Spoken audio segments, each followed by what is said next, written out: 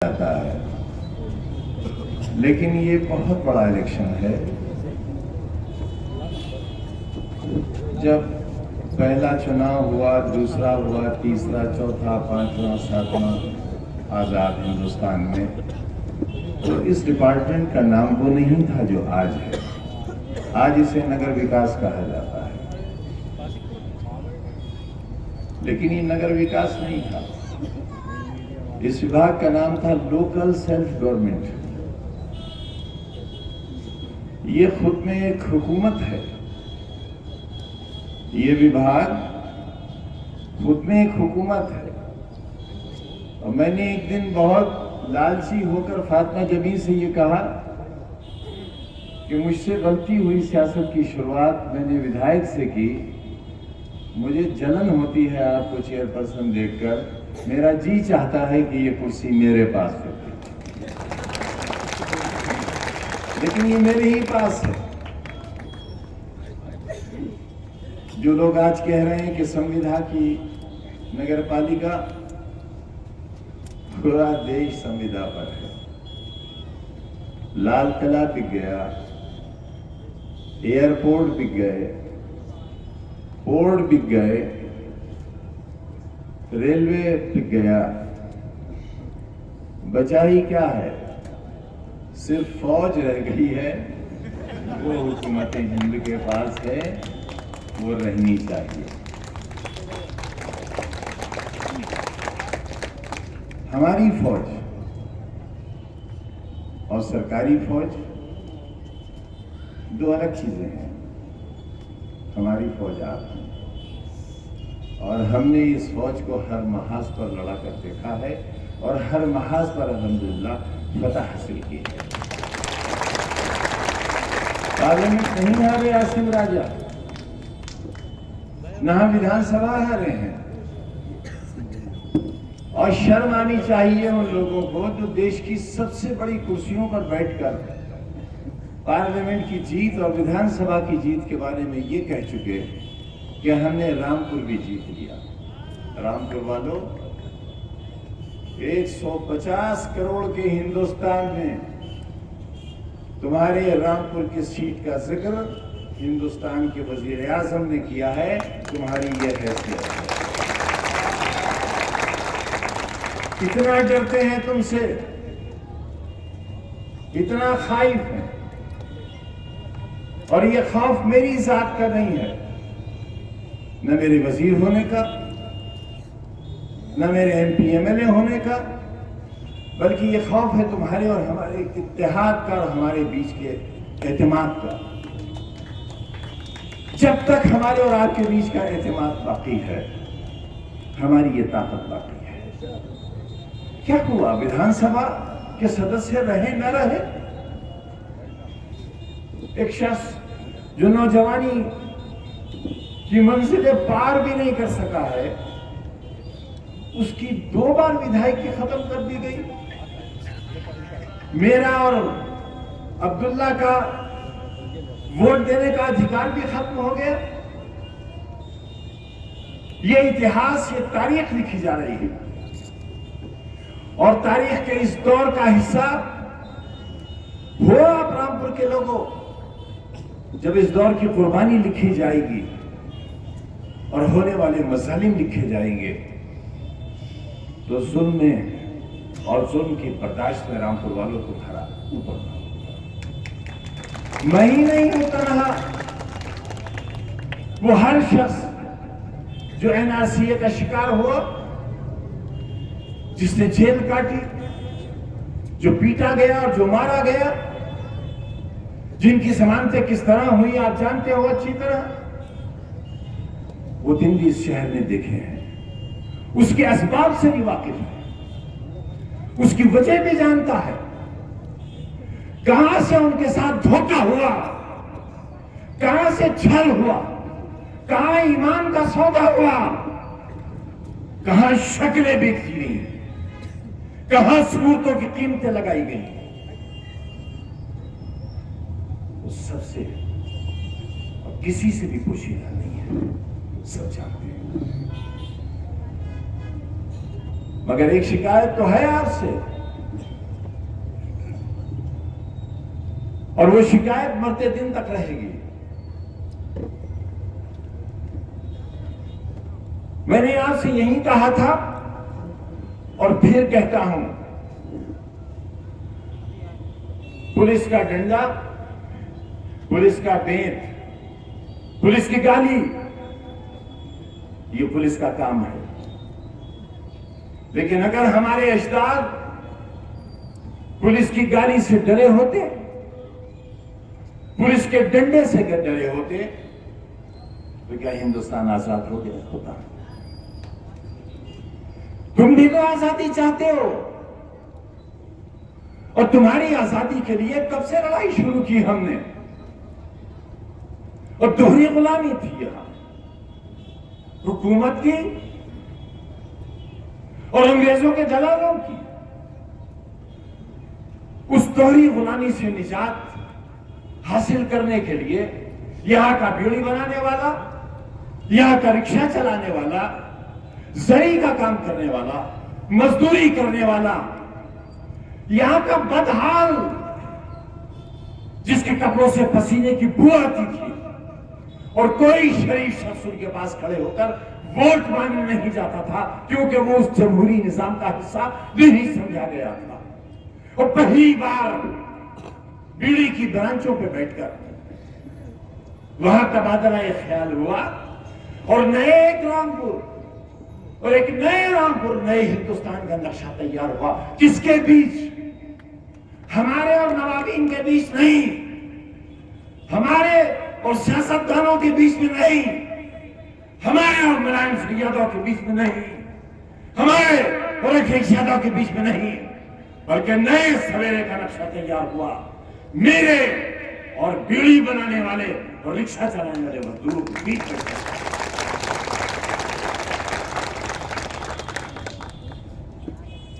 और जब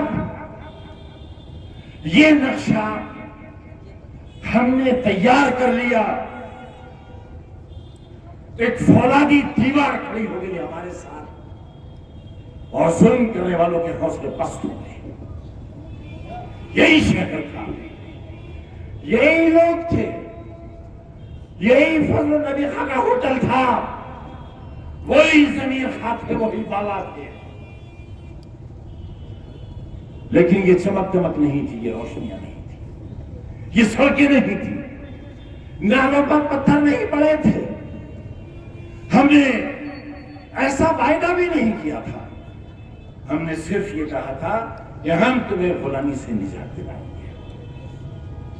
और निजात मिली गुलामी से, और इस तरह मिली कि आज तुम पर जुल्म करने वाले, जिनसे तुम्हारे सर झुकवाए जाते थे, आज तुम्हारे सामने मुंह दिखाने के काबिल नहीं है और शहर छोड़ के भाग गए।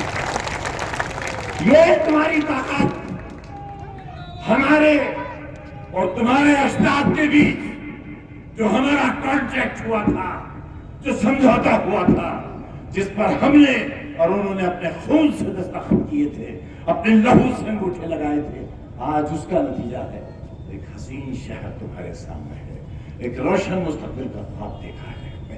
गई पार्लियामेंट मेंबरशिप गई, गई असेंबली गई, जूते की ठोकर पे गई।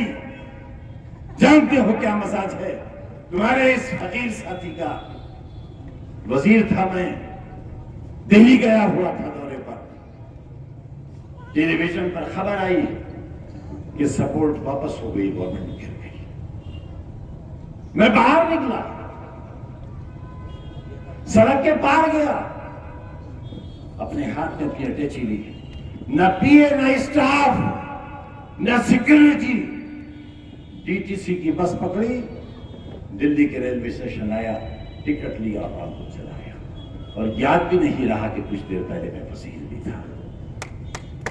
बताओ, कभी कोई शान, कभी कोई शौकत, कभी मेरी गाड़ी में हुटर की आवाज, हॉर्न की आवाज रामपुर वालों सुनी है किसी ने? इसलिए कि मुझे उनके कानों के पर्दे ज्यादा अजीज थे, आज भी हैं और कल भी होंगे। हमने ये शहर और सियासत का ये नक्शा उत्तर प्रदेश पर 4 बार कब्जा यूं ही नहीं किया। घर की मुर्गी दाल बराबर कुछ समझ लो, लेकिन 4 बार हुकूमत तुम्हारी मजबूत मुट्ठी के बगैर नहीं बनी है। और यही वजह रही कि खजाने के जिस बटन पर उंगली रख दी हमने, उस तिजोरी का ताला खुल गया रामपुर वालों तुम्हारे।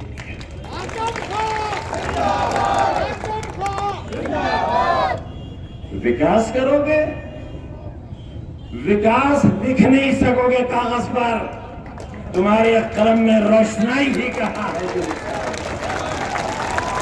अरे राजनीतिक नामर्दों, सियासी हिजड़ों, अरे अगर मर्दानगी होती तो चुनाव होता। ये चुनाव था, ये राजनीतिक हिजड़ापन था। दावा करते हैं, चुनौती देते हैं, अरे आसमान तुझे करा करके कहते हैं कि हिंदुस्तान के 150 करोड़ में कोई आओ, लो रामपुर वालों से चुनाव। अगर रामपुर चुनाव जीत गया तो पूरा रामपुर खाली कर देंगे।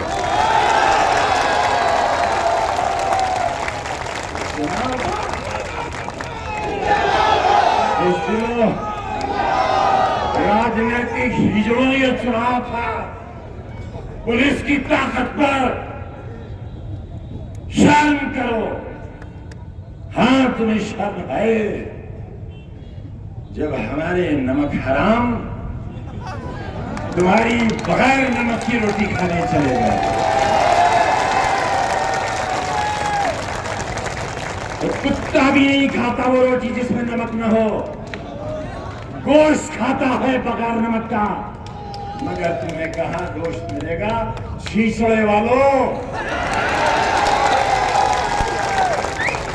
बताओ, इस महफिल में कोई कमी है? अगर इस गली से 4 भौंकने वाले चले जाएं तो 40 और आ जाएंगे। इतना ही हुआ है, मगर हम भी ढेला मार रहे हैं। ढेला देखो, मारा ढेला सवार में क्या होता है जानते हो? बड़ा सेहतमंद कुत्ता लेकर आओ, मगर जंजीर पकड़ के रखो हाथ में, और फिर मारो ढेला, बड़ी जोर से भौंकेगा। जब पूरा भौंक चुके दोबारा ढेला मारो, फिर भौंकेगा। और एक वक्त आएगा कि तुम्हारे पास ढेले तो रह जाएंगे, पर कुत्ते का मुंह खुलता हुआ नजर आएगा।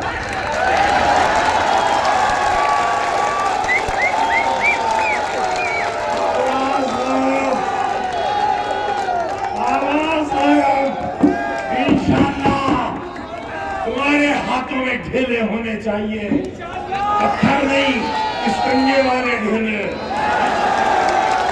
और फिर देखना, सिर्फ मुंह खुलता और बंद होता नजर आएगा। इंतजार कर लो। अल्लाह ताला पूरे कुरान हकीम में कहीं ये वादा नहीं करता कि वो नमाजियों के साथ है। कहीं नहीं ये वादा अल्लाह का कि मैं नमाजियों के साथ हूं। कहीं ये वादा नहीं है अल्लाह का कि मैं रोजेदारों के साथ हूं। कहीं वादा नहीं है अल्लाह का कि मैं हाजियों के साथ हूं। कहीं वादा नहीं है अल्लाह का कि मैं उम्रा करने वालों के साथ हूं। बस एक वादा है अल्लाह का, इन्नल्लाह मा साबिरीन, मैं सब्र करने वाला। ऐ सब्र करने वालों, ऐ नमाजियों, बड़े बड़े निशान वालों, मस्जिदें वीरान कर देने वालों, सड़कों पर नमाज न पढ़ने देने वालों, अल्लाह का वादा सिर्फ सब्र करने वालों के साथ है। अल्लाह तुम्हारे साथ है, वो कल भी तुम्हारे साथ था, वो आज भी तुम्हारे साथ है।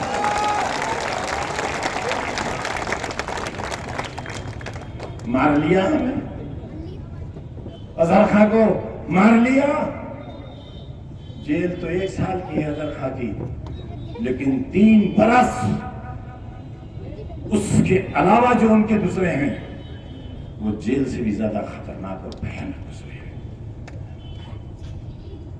इस खातून के सामने, अरे तुम्हारे अंदर गैरत की एक बूंद भी होती तो इस नकाबपोश औरत के सामने पर्चा भरने की भी हिम्मत नहीं करते।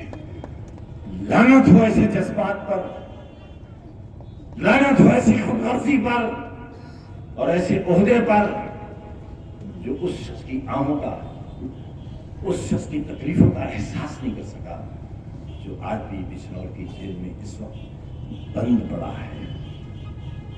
और उसकी औरत खुद नहीं है कैंडिडेट, हमारी आबरू और हमारे नामूस की अलामत है। फातिमा जबी की जीत, रामपुर वालों तुम्हारे सब्र की जीत होगी, तुम्हारी खुददारी और तुम्हारी गैरत की जीत होगी, और इनकी शिकस्त फाश इस बात का सबूत होगी कि ये लोग गलत थे, गलत हैं, और इन गलतों का कोई मुस्तकबिल नहीं हो सकता इंशाअल्लाह।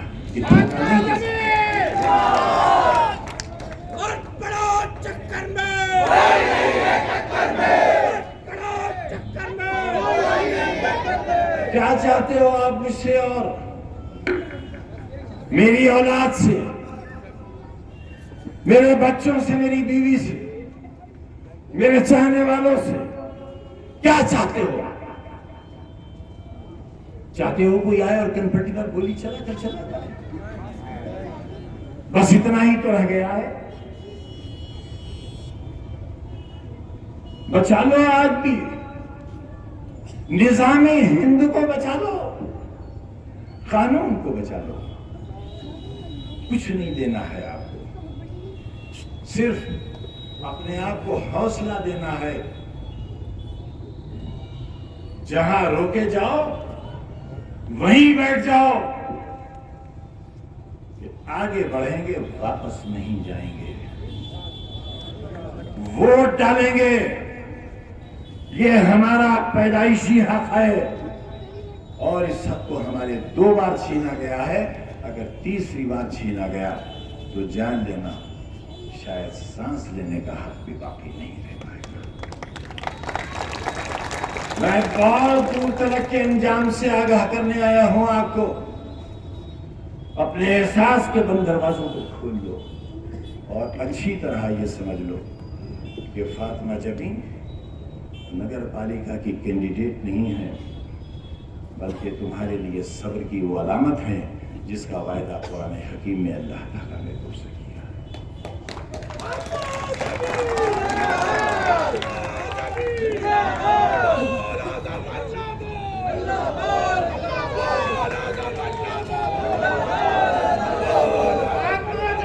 सारे हाथ नहीं उठे, मेरे हाथ से हाथ मिलाओ, मेरी आवाज से आवाज मिलाओ।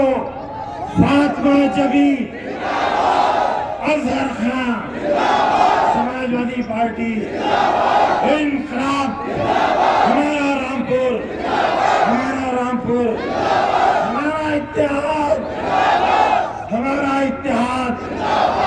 अगर एक बीमार की आवाज इतनी हो सकती है तो तुम्हारी आवाज इतनी मध्यम क्यों है?